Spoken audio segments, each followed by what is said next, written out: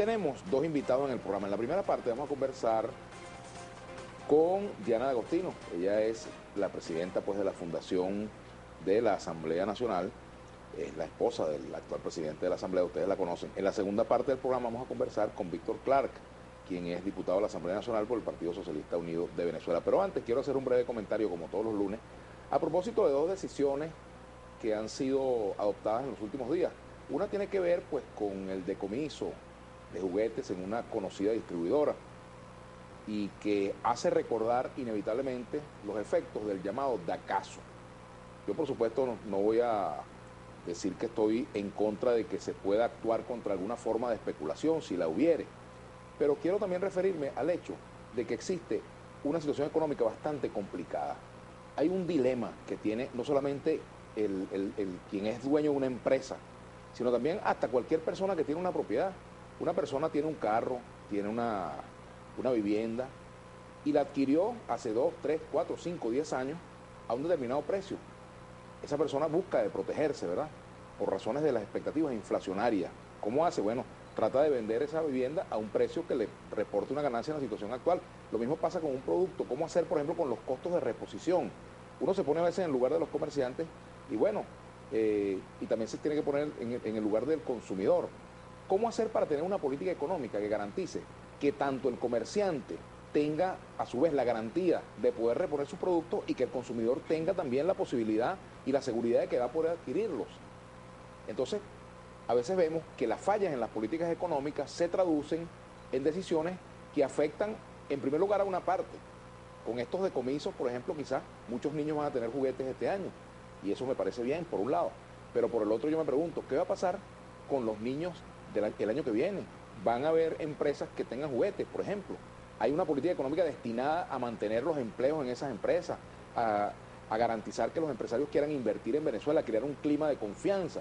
Son temas que yo creo que es importante que se reflexionen, señor presidente. Creo que es importante hacerlo más allá de las etiquetas, ¿no? Porque uno sale diciendo estas cosas y cualquiera dice, bueno, ya salió este señor aquí a defender a los empresarios especuladores. Eso se les respeta si quieren decir eso.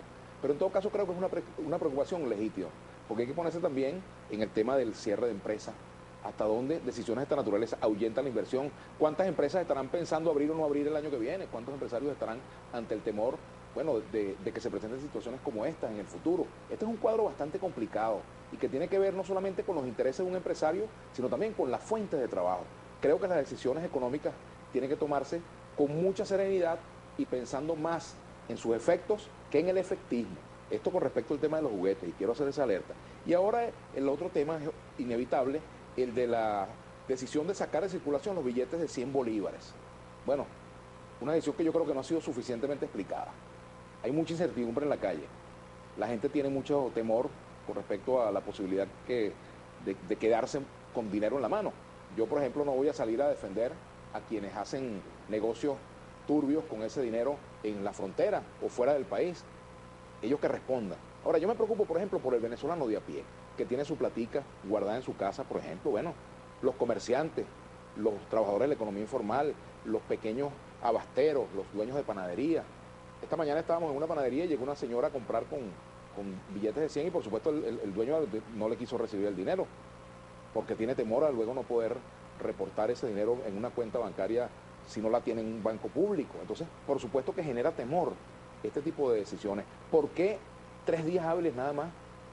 Ustedes saben que se está manejando un monto, yo no sé si eso es cierto, pero lo leí en la prensa, de más de 6.000 millones de bolívares en billetes de denominación en 100 bolívares, de esa denominación de 100 bolívares. Bueno, habrá tiempo en 3 días para que la banca pública asuma la tarea de recoger todo ese dinero. ¿Qué hacer con esos venezolanos que no tengan tiempo para llevar esto a las entidades bancarias? ¿Qué va a pasar con el ausentismo laboral de todos estos días? ¿Está la banca pública en capacidad de captar todo este dinero?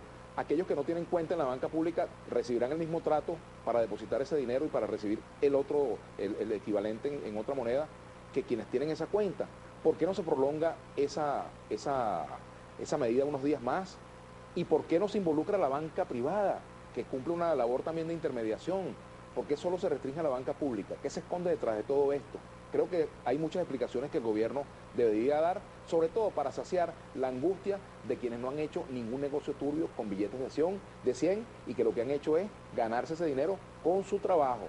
y han confiado pues en el sistema monetario nacional. Creo que es una situación de angustia que el gobierno debería tratar de aliviar con decisiones correctas, con decisiones oportunas que no generen más preocupación en un venezolano que ya tiene suficiente con lo que está viviendo. Hasta aquí mi comentario de hoy. Bienvenido.